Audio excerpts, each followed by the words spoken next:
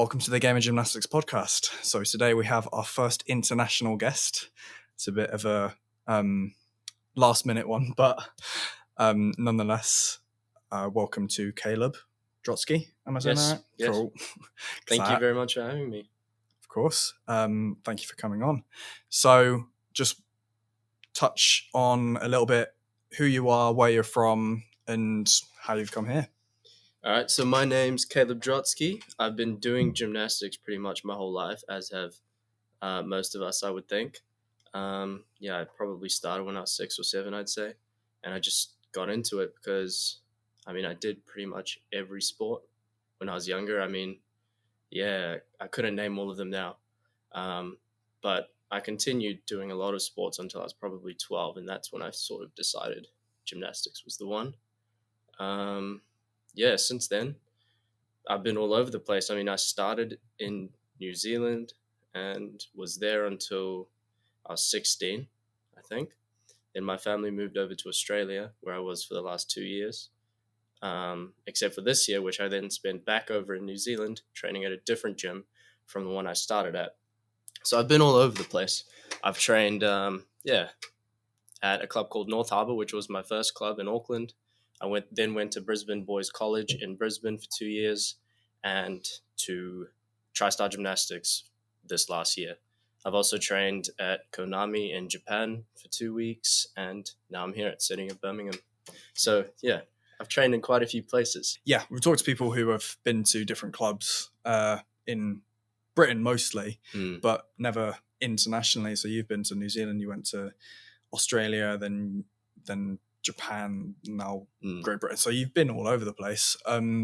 So you've got quite an experience of what sort of styles of training each of them do. Do they differ much, or is it pretty much the same? They differ a lot.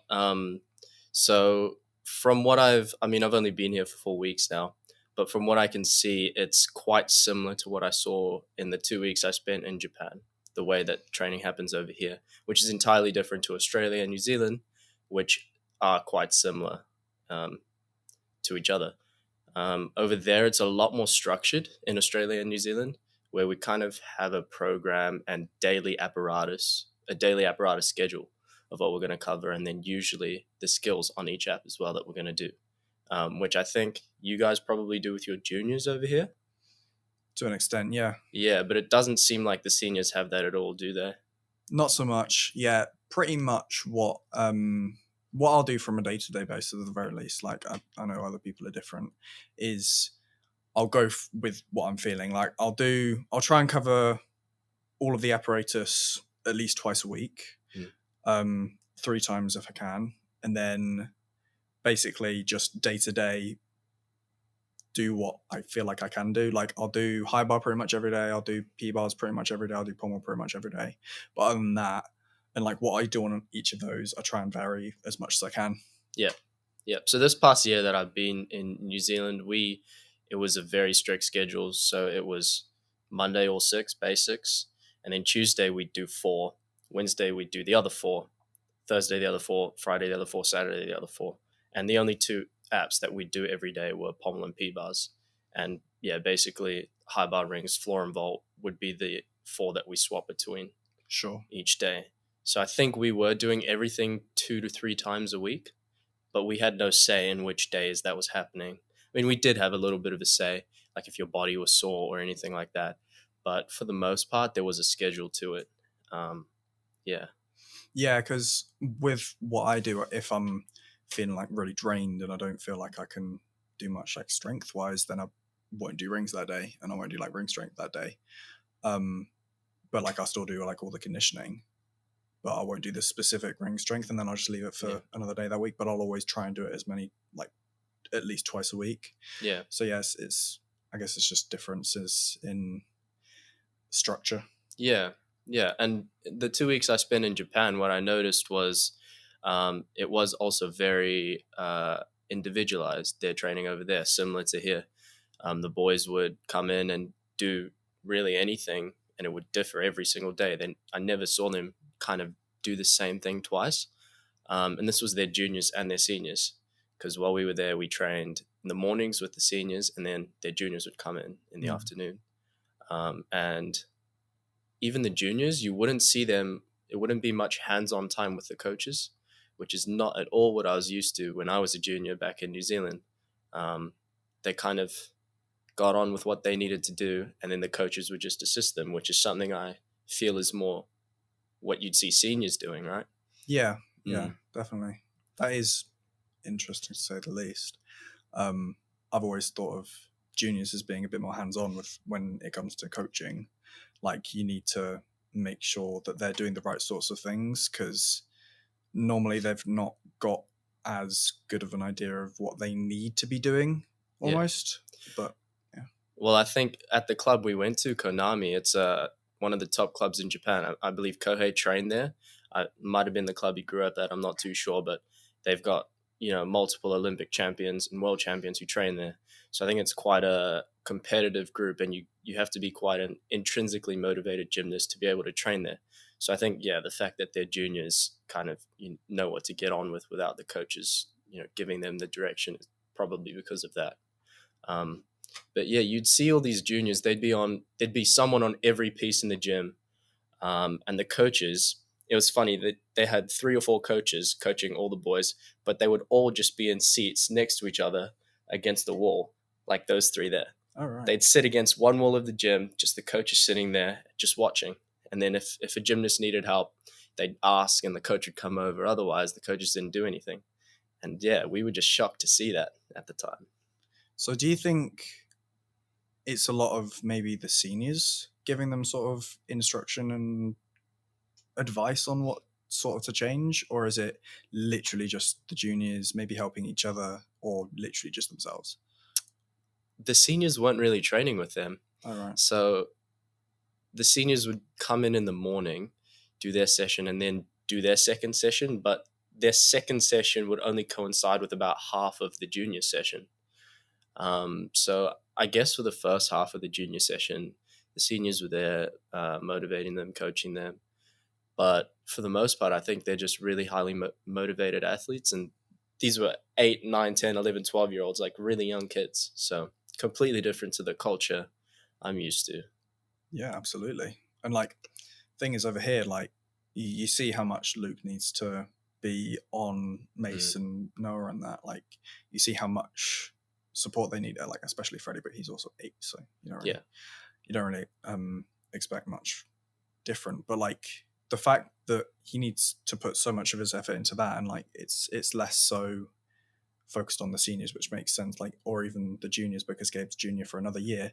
But like, the fact, like, you would expect that almost. You would expect them to need to be like on them, because they're still kids. Like, they still want to have fun, they still want to mess about, and maybe not do things that are massively efficient in their pursuit of success in the sport.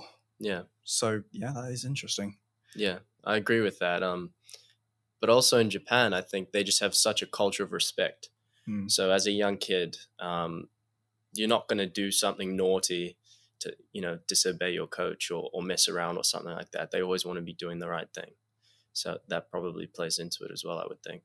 Fair enough. I mean, if they're having enough fun with the actual sport itself, then I'm not sure that there is any issue with that, to be fair. And I mean, as I've gotten older, I've had more and more fun with the actual sport itself and less fun with the just messing about doing whatever. Like, it's a lot more fun to me now, like learning skills 100%. And like getting them consistent than it is now to just mess about on the trampoline and do random stuff. Definitely. The feeling you get with a new skill, and then getting it consistent, and then putting it in routine, and then competing in it, that progression is the most satisfying thing in the sport. Yeah, for sure. Yeah, I've realized that a lot of these things that I'm saying are outdated, because these take a while to actually edit together and sort out. But like, recently I learned giant makuts on P-bars, and that feeling of learning it was, there is nothing see your like excitement in the video. There is nothing like it. It's so good. It was pure shock as well, because I was just not expecting to be able to do that so quick. But yeah, like, that sort of feeling gets almost better as you get older, because I mean, to be fair, when you're a kid, you're learning new skills left, right, and center. You're learning them so often that it's like that's the normal for you. But like when you're a bit older, you learn skills a bit slower, or they're a lot harder to learn, and so it's more like delayed gratification, and it just feels a bit better when you actually do eventually get it. Maybe it's something like that. Yeah, it's interesting that you said delayed gratification. I think that's a very important point. I'm definitely guilty of this. I just want to get a skill straight away, and a lot of the time, if it's not something that sort of instantly clicks with me, I find myself wanting to just move on, and pick another skill or something like that. So, but if you stick with something and then you get it, yeah, 100% worth it. Yeah, like some skills will still be like that, and some skills will just be natural to you. But because of that, they'll come really quickly, and you'll be able to gain consistency with them however quickly as well. But then it's the longer skills that you'll be spending even more time on, the skills that take even longer to learn that you'll be spending even more time on. So it is easy to get demotivated when you just don't feel like they're getting anywhere and you spend like months on the same skill. But that is pretty normal for like the sport in general. Like most skills will take a long time to learn. It's just a very, very select few that are like perfect for you that will like click really quickly. And then you can just do them. Yeah, for sure. Well, now let's go on to a bit of a different subject, being you again. So you've said you've been all over the place. Do you want to go into a bit more depth of what competitions you've sort of done, what the process is in New Zealand for getting into a team, like that sort of thing? Yeah. Well, team selection over there is a little bit different because we don't usually have a lot of guys going to majors like over here or other parts of the world. So it's usually at what we call 360. They have a trial there, which is basically our version of your squad here. It's kind of set on the same thing. So it's normally an internal trial to choose teams for Com Games, Worlds, that sort of thing, because we don't normally qualify guys, more than one guy. I mean, we've had Misha who's gone to pretty much every major in the last 15 years, but otherwise, just a few guys here and there. I myself have done the New Zealand Nationals every year since, I don't know when I first started, because we only start doing Nationals when we're about 10 years old, I think, in New Zealand. Is that different to here? It's a bit different over here because we've got different... It depends what you classify as Nationals. English champs you can do under 12, so when you're 11, which is the first like voluntary competition that you can do. So like pick your own skills, pick your own routines basically. But then you have something before that starts it's the end of the year that you turn 9. So for me, being 2005 born, it was the end of 2014. But if I was like born December 2005, it still would have been the same year. But even though I would have been 8 at that point. So it's called the National Finals, or Elite Grades as I would normally call it. And it's set routines. So everyone does the exact same routines. And it's literally just based on execution. So you don't get a D score. It's just E score. It's just the execution. And then you do all 6 apparatus plus another one, which is called PPP. So it's a physical preparation program. So it's just like a bit of strength stuff and flexibility stuff. You do stuff on the parallettes. It's just interesting. Yeah. And that's the 7th piece. And then it's just like a normal competition, add up scores and get a winner. No individual apparatus medals.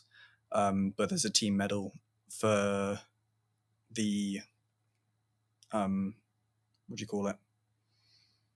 The region you're from. So West Midlands is Birmingham and a lot of the clubs around that, like Rugby and Earls and Sea Birmingham, they all come under West Midlands. And then you've got East Midlands, which is like Nottingham and all that sort of stuff. And then you've got London. And so each of those regions puts forward a team, maximum 5, and you get a team medals as well.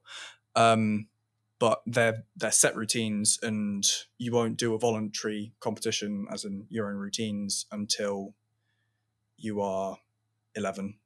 Yeah. Well, other than that, I've also competed at Australian Nationals. I think I did that twice. Can't remember if it was just once or twice while I was over in Australia, and the other domestic comps that surround that. And in 2019, I went to Texas to compete at the Valeri Lucan Invitational, which is usually the first international competition that most gymnasts from New Zealand do. That's the only international I've done so far. I mean, I guess you could say the Australian comps may have been international, but I was living there at the time, so it wouldn't really count. Fair. Yeah.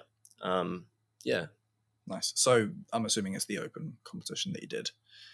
I think so. Do they have open being people from not in Australia can compete but not get the Australian specific medals? So like in the English, for example, you've got the closed competition, then you've got the open competition. So for example, Carlos Yulo did the English this year or 2024 in March just gone, but he was in the open competition, not the closed competition, because he's from the Philippines. So you can still compete, but I don't know if they'll do open medals, but they can't compete for the English medals, basically. Yeah, I get what you mean. I actually did that going back to New Zealand. So since I was living in Australia, I was just competing as an Australian gymnast. All right. So I wasn't a guest or anything.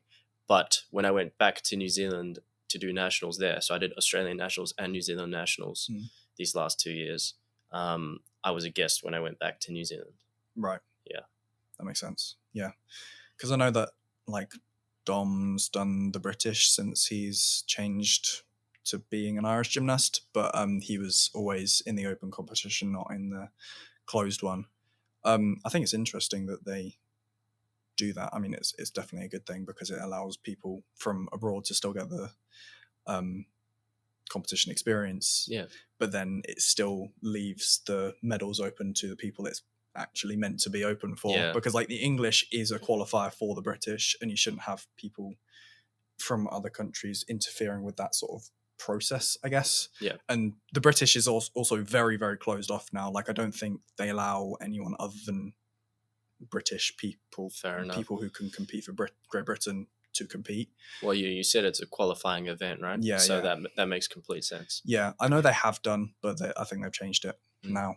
So yeah, that's changed a bit. So going forwards, what sort of things do you reckon you'll have to do to qualify for the competitions that you're aiming for in the future? Yeah, so to clarify, I think I'm aiming for 2026 Commonwealth Games.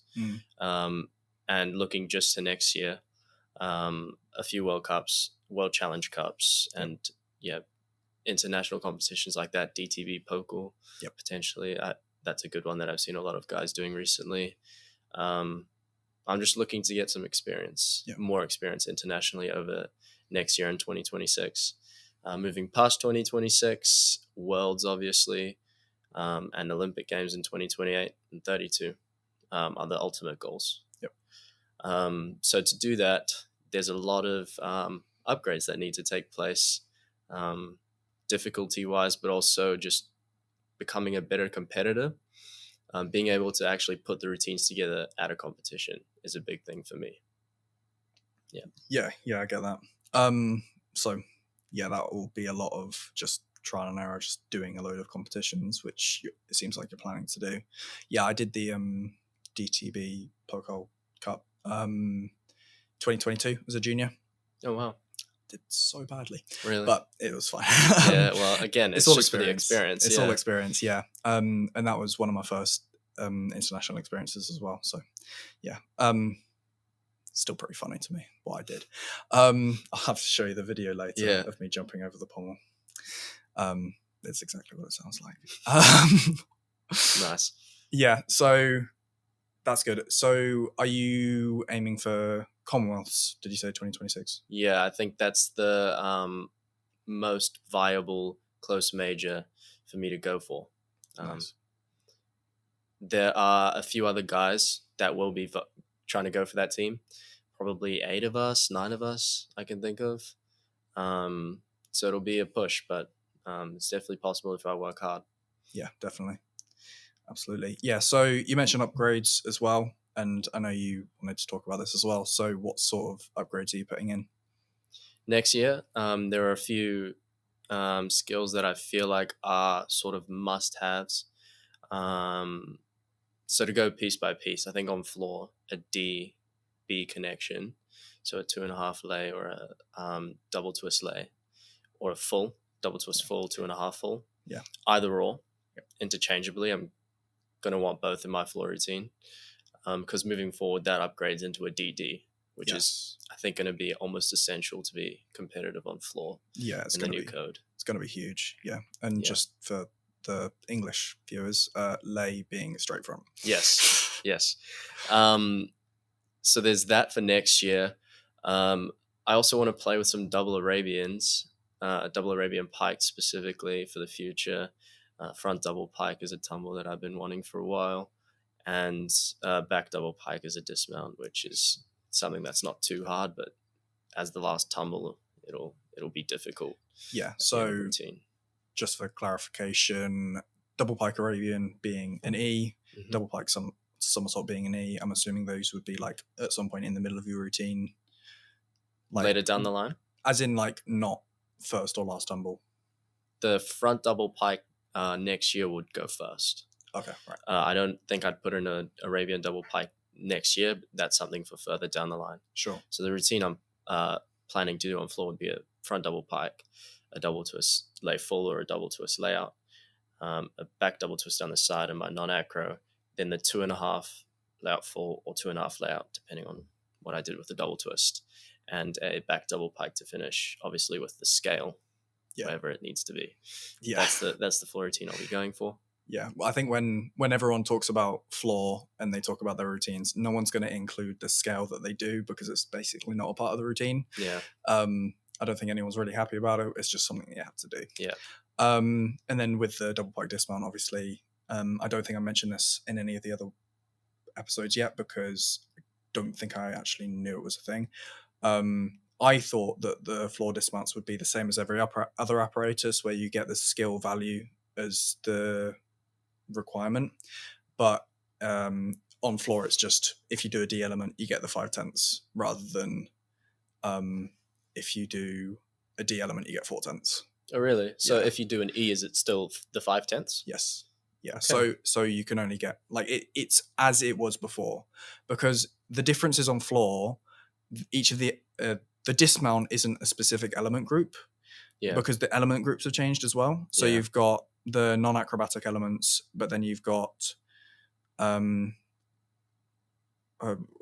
can't remember which way round they are, but you've got forwards without.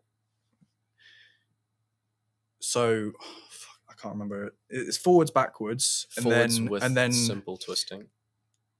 It's less than a full twist with one somersault or a double somersault, and then the last group basically clarifies those two, and it's a single somersault with one or more twists. So that can be forwards or backwards. But because there's 4 groups and none of them are labeled dismount, the dismount just works as it did before. But on the other apparatus, dismount is a group in itself. Okay, that makes sense. So I think that's why, but I don't really know exactly. Obviously. But the stick bonus will still apply. I assume. Stick bonus still applies. Yeah. So that's okay. A big thing to work towards, especially with double pike backwards, which is why a lot of people that I know aren't bothering with double pike backwards. They want to do half in, half out or something backwards. Some people want to do like double front, but I would argue that double front is harder to stick. But it's just a matter of like practicing it and what you're good at. But double pike would be quite hard to land / stick last tumble, but if you get it, then why not? I mean, that makes it even better now to do that double pike, because I was thinking maybe I can put an E as the dismount for that extra value, but if it's not going to double the group, then it's not worth it. Just do a D dismount and stick it for floor.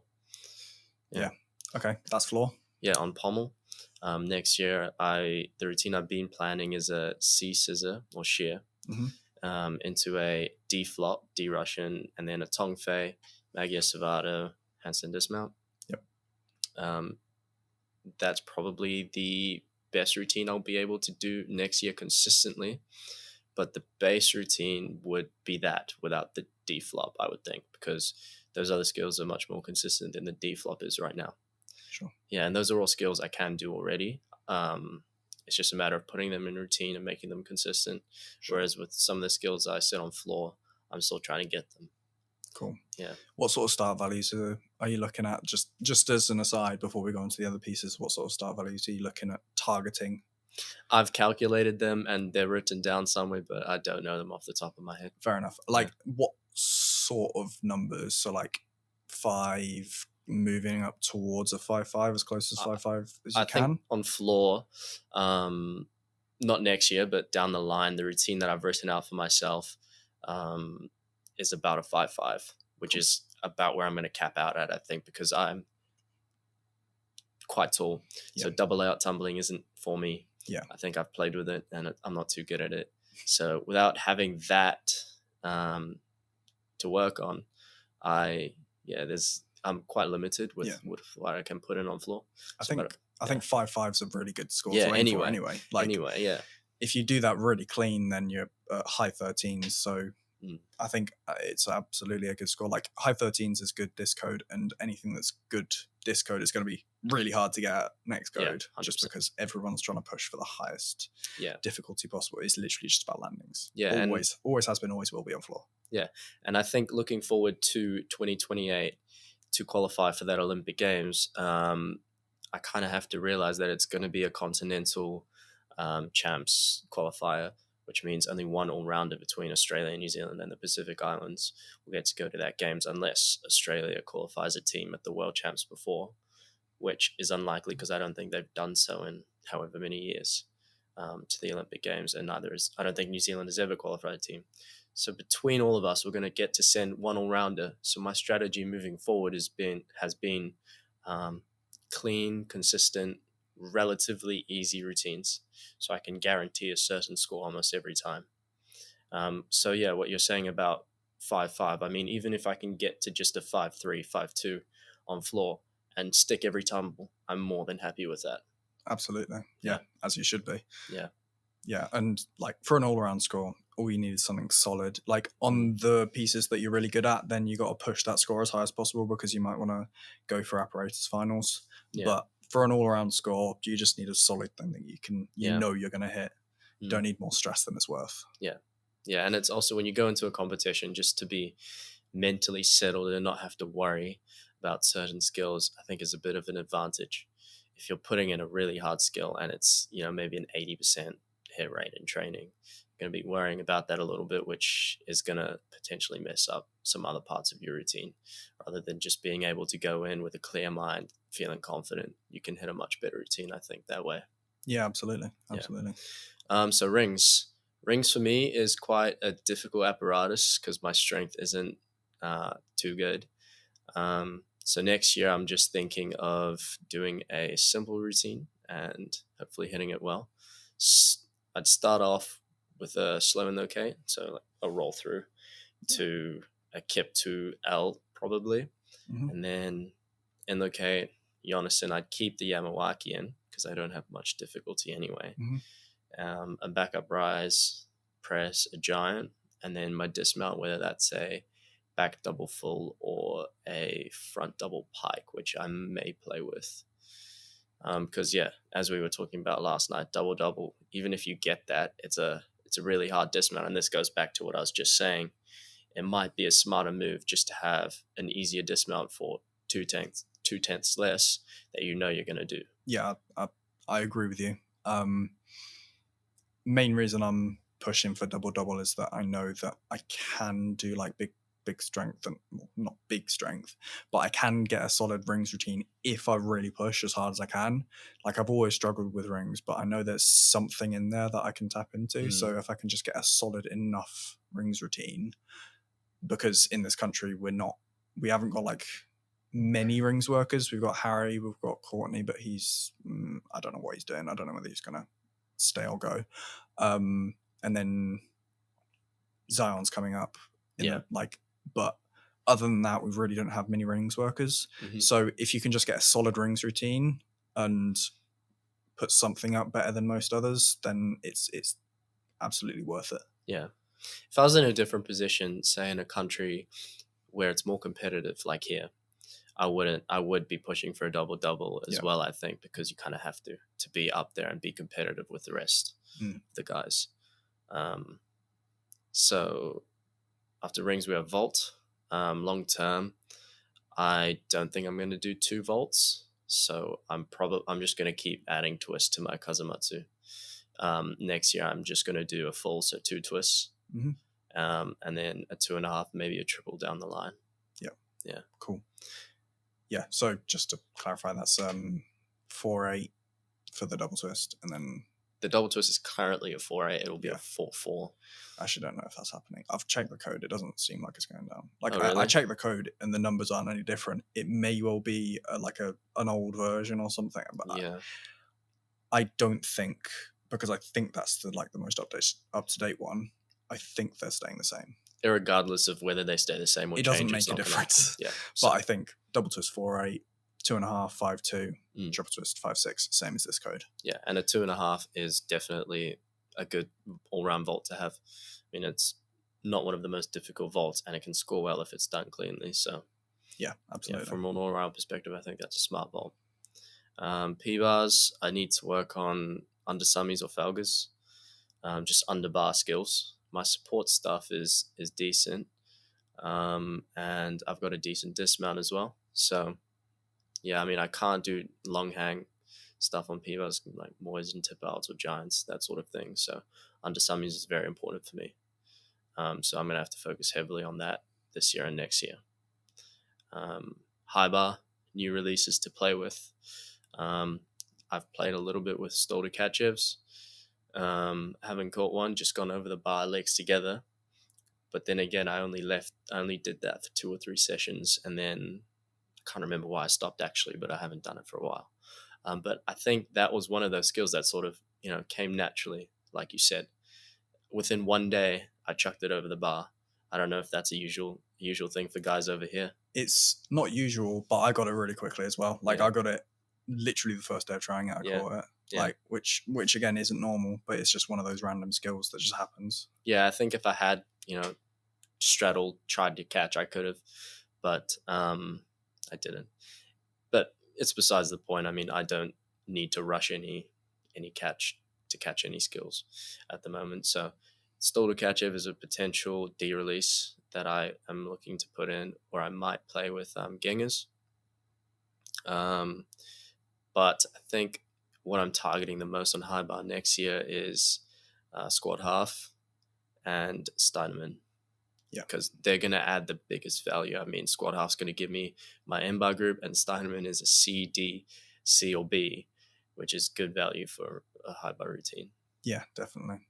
Well, I think for high level routines, like the people that have already got the really high value skills like Casina and all the Kovac groups and the Stolderkachevs and all that sort of stuff, it's not as valuable because it's 3 skills. Sort of caps you. Yeah, it caps you because you've got a C, which is okay. D is really good, but then you've either got another C or 2 Bs. Yeah. And that's really good if you just need you just need to fill out the skills. But if you're trying to just maximize what you're getting out of the routine in full, I don't think it's as good as it was, because when it was 10 skills, it was 3 skills in basically one, and it was perfect.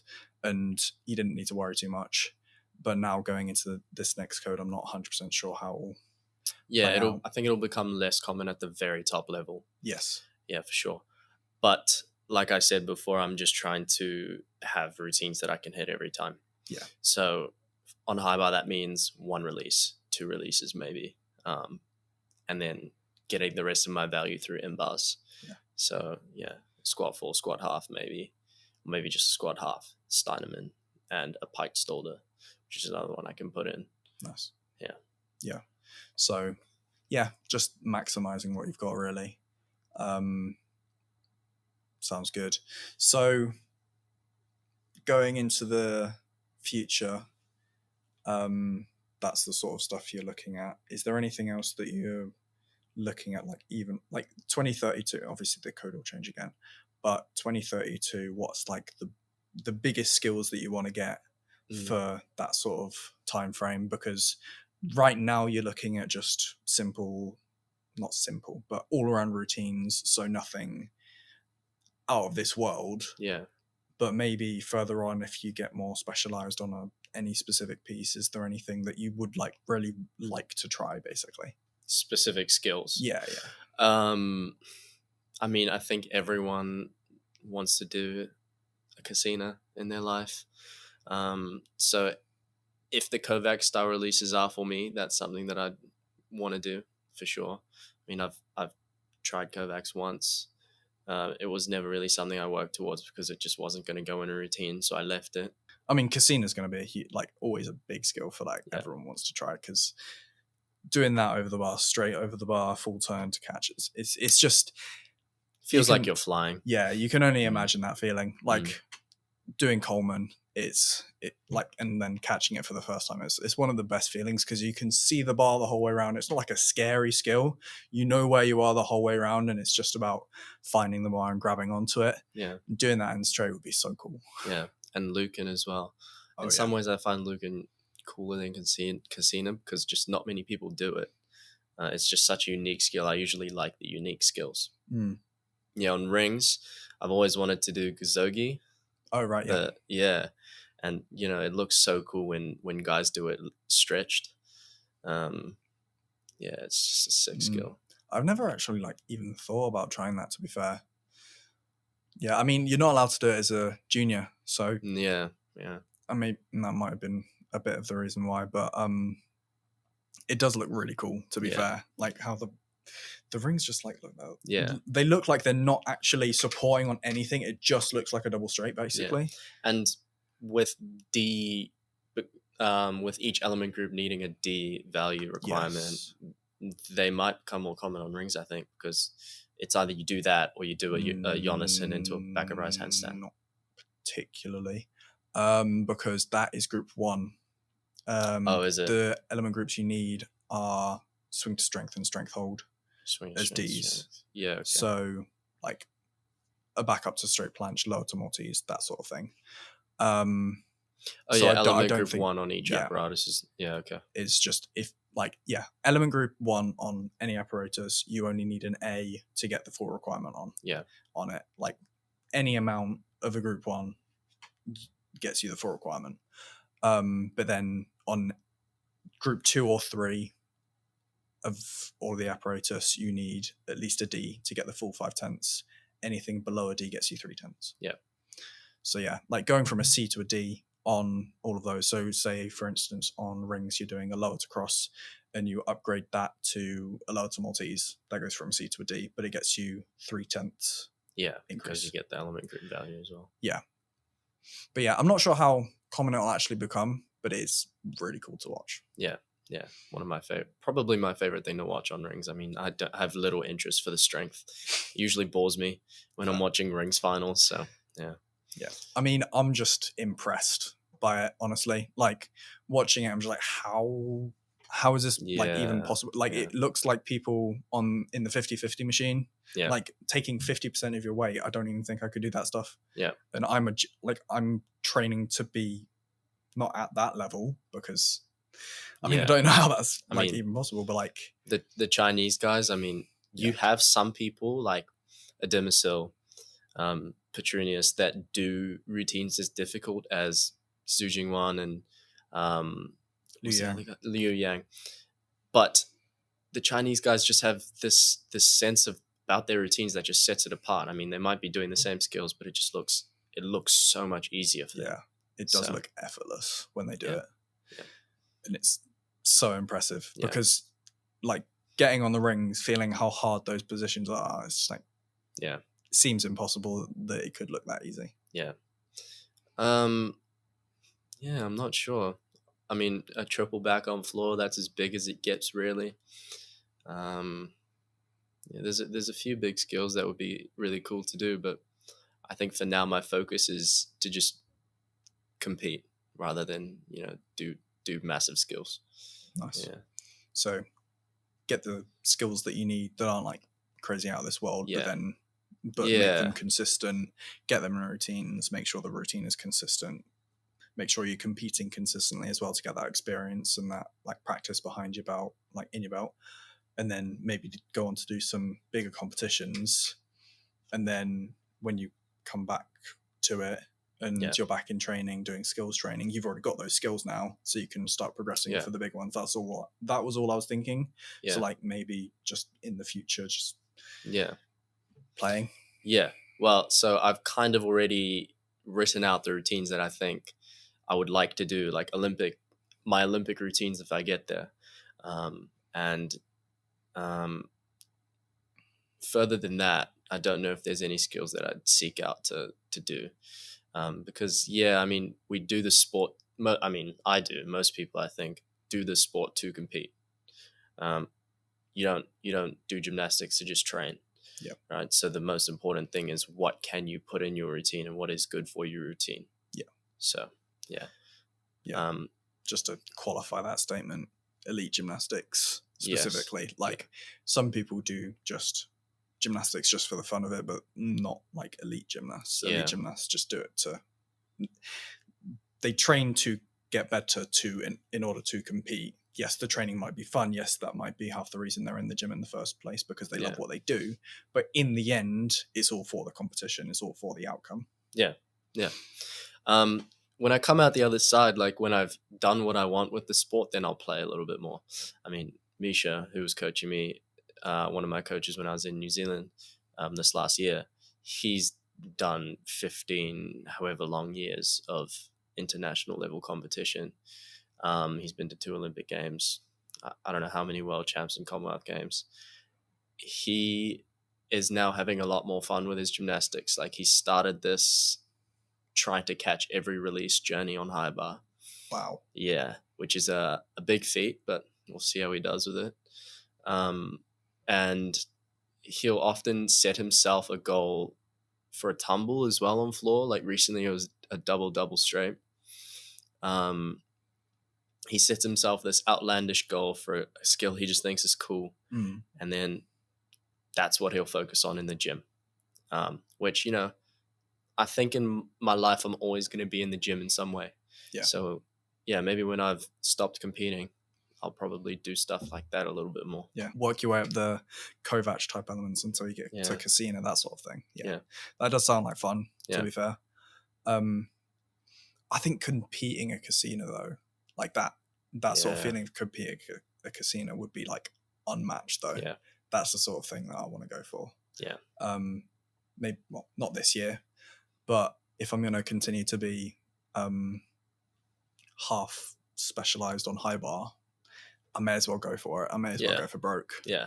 In terms of what sort of skills I can try and do, go for luking, go for casino, just try everything. Yeah. See what works. Yeah. And with Team GB, I mean, high bar, P bars are going to be big pieces, right, to make a team. High bar, P bar, rings are like the biggest ones. We've got good vault workers. We've got good floor workers. Pommels might take a little bit of a dip after Max leaves. So maybe a bit of pommels too. But yeah, I think P bar, high bar, which coincidentally are two of my best pieces, are going to be huge for the GB team going forwards. So I have got a good opportunity. I hope I don't waste it. And I think for you, pushing those two pieces, especially since they're your best pieces, is You have obviously been to a lot of different clubs, and that you have said that they're a lot different. Have you been there in the time that they've been like getting ready for a competition? Maybe not Japan because you were there for 2 weeks, but have you? Well, you've obviously been at Australia and New Zealand at times that you were getting ready for competitions. What's sort of the difference? Obviously, you've seen Joe Jones as well getting ready for competitions here. Yeah. Is there a difference in sort of the structure that you would get ready for prep? Yeah, I don't think there's too much of a difference. I mean, we do an 8-week prep. Yep. Which is, I'm guessing, the same. Exactly the same. Yeah, the numbers maybe a bit more here. Sure. I think. When I was in Australia, we also did an 8-week prep. New Zealand, it was an 8-week prep, and it didn't vary too much. I think just the essence of a build-up for a competition is starting off with halves and then full routines with numbers, and then tidying up and tapering, right?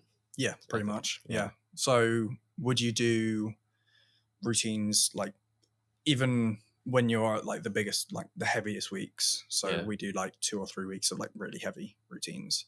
Would you do day on, day off of routines and halves? That's interesting. So in my most recent build up, we did we do full routine because like I explained before, we do pommel and P bars every day. Mm. So we do full routines on every app except pommel and P bars if we had done full routines on them the day before, and we'd just do halves. Right. So it'd be say pommel P bar, floor, high bar routines on each of those, and then the next day we do rings, vault routines, but then halves on pommel and P bars, Right. Okay. Sure. and then swap again. Yeah, that is actually a bit different because we in comp prep do pretty much like there or thereabouts every piece every day. So we'll do. Oh, really? Yeah. So Wow. we'll go around every piece every day. And what we'll do is we'll do, say, for example, because sometimes it's Monday, Wednesday, Friday, it's different. But Monday, Wednesday, Friday, we'll do half routines on everything except for pommels. And then Tuesday, Thursday, Friday, we'll do routines on everything. But every apparatus every day, except for maybe not doing like rings or vault on a half day. Yeah. But the only reason I say except for pommels is because we'll normally try and do at least one pommel routine every day. Yeah. Like Monday, Wednesday, and Friday. And then we'll do more on the Tuesday, Thursday, Saturdays. Yeah. Because that's like 2+ routines per apparatus normally, like in the heavier weeks. But like towards the start of the prep, we'll normally do like 1 or 2. So for your whole 8 weeks, you're doing every app every day for the most part? For the most part, like not vault on half days, we'll do landings instead. Yeah. And then normally I think it's the Friday we don't do rings. But other than that, every piece every day. Yeah, that's pretty heavy. That's definitely more than what we do. Yeah. Usually. And we also always sprinkle a light day in there. So we would use Thursday as a light day where actually we didn't really do any routines or halves. I mean, we might on pommel because pommel is one of those where you can just kind of always do something. But yeah, on Thursdays we would go really light even if we're in the middle of prep. Yeah, do you sprinkle in some light days? Friday's normally the easiest day. Because it's a half day, but also we might not do much on floor. We might just do some tumbles to go for landings on floor, and then pommels would be quite a few halves and maybe a routine. But then rings, as I said, we might just miss. Vault would just be landings. P bars would be halves and high bar would be halves, but that's only really 3 apparatus doing like anything of substance. Yeah. So yeah, that's a bit of a lighter day, to be fair. Yeah. Light days for us would be a lot less, like a full day of really not doing much. I mean, we do tramp, do rolls, some air track or fast track to tumble, and dismounts and scissors on pommel, and handstands. It's usually what our light days would consist of, and a lot of stretching and rolling. So all right, a lot less. Yeah, that is quite a bit less. Yeah. Like we would treat it as any other day. It's just that we would do less in terms of how much we actually did in the session. That's half because we used to do 3 hours on a Friday rather than 4 hours. So we'd normally do like 4:30, 7:30. Now that's changed because we do 3:30, 7:30. So it's 4 hours anyway. But yeah, that is interesting. How much it differs. Yeah, and another stark difference actually is the fact that you guys do those double sessions. We never would do that. We have every day during the week. It would be 5:15 to 9:30, and then on a Saturday, I think we did 5 hours. But we never had 2 sessions. Yeah. Right. Yeah, because I do this isn't for you, this is for them. I do on Mondays and Wednesdays currently, I'll do 1:30 till 8:30. So I'll do 1:30 till 4, have an hour break until 5, and then 5 until 8:30. So I'll do 6 hours total training. But it just allows me to get more done, I feel like. Even though like I've got the hour break in the middle, like I think it does actually help a lot. Even though I might be a bit lethargic or tired towards the end of it, I think it does help quite a lot in terms of still being able to train afterwards. Because normally on a Monday I'll do tumble, pommel, and rings in the first session, and then I feel like death in the break. But then I'll get back and I'll do like a really good P-bar session, like just sort of out of nowhere, even though I might not feel great, but I'll still be able to do it. But I think the break does help a lot with that. Yeah. So I think that's definitely a benefit to doing double sessions. The only drawback being I'm in the gym for 7 hours, and I feel shattered the next day. Like I've been in bed for an hour before this, just because I just feel like I've got no energy left. Yeah. And that is a drawback, but such is the life of a gymnast, I suppose. Yeah. And when it's, the number one priority in your life, or one of the biggest priorities, I guess that's what you got to do. You got to give it your full effort. Yeah, absolutely. I've started all this, and I'm starting to go into schools to do presentations through a company. And what was the other thing? I've got a property business in the background as well, so I've got a lot else going on in my life. So when I do have that lack of energy, I do really feel it. So because I want to be productive like 24/7 non-stop, and it is really hard to then be able to do that even when I'm doing all these hours in the gym. And it does feel like Monday is sort of like a write-off of a day, because Monday and Wednesday are a bit of write-off of days, because I've got from about 9 where I can start being productive until like 12:30, but then by that point I'm then just focused on gym, and that's only 3.5 hours in a full day. So it does take a toll, and it is quite hard to get all this sort of stuff done, but I think it's worth it in the long run. If I can make something of the sport, if I can make something of the podcast, if I can make something of my speaking, if I can make something of the property business, then it'll all be worth it, really. Yeah. In those days where you have those double sessions, do you have any recovery that you do so that you can continue for the next day, or any specific special things that you do? Sleep. I just get home, eat, and then either I might start reading a book or play an audiobook to get me to sleep. That's literally it. Like nothing special. Nothing really. Well, I think no matter what you do, sleep is the number one most important. Exactly. So I just try and get as much of it as possible. I've struggled a lot with my sleep, to be fair, and I do struggle to get a good night's sleep a lot of nights. But if I can just get as good of a night as possible of sleep, I know that I'll be in the best position possible the next day.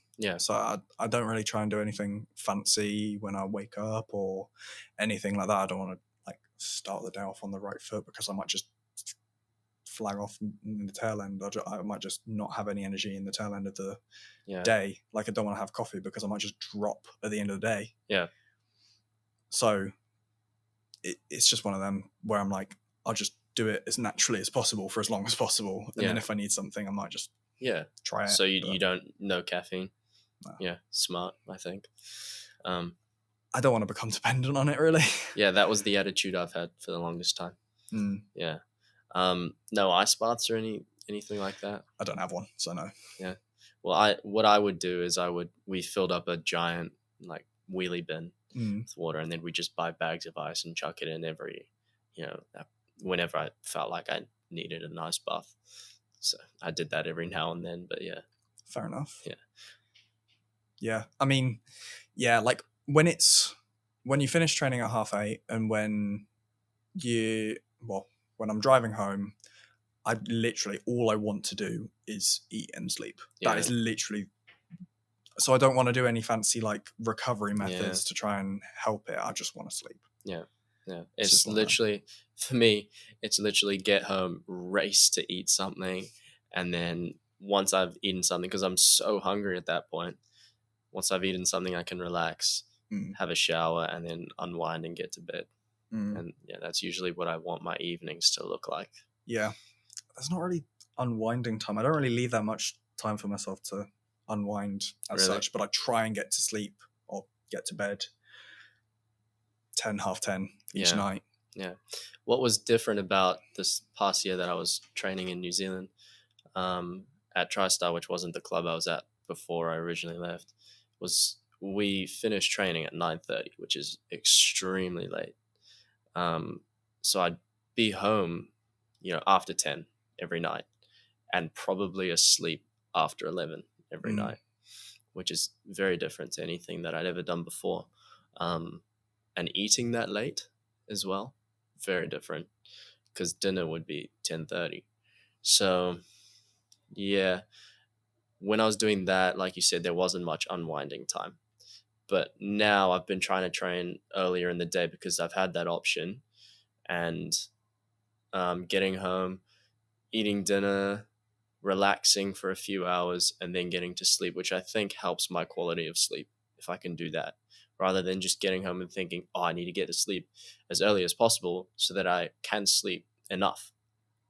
That stress sort of worsens the quality of sleep for me, which, could be affecting you as well.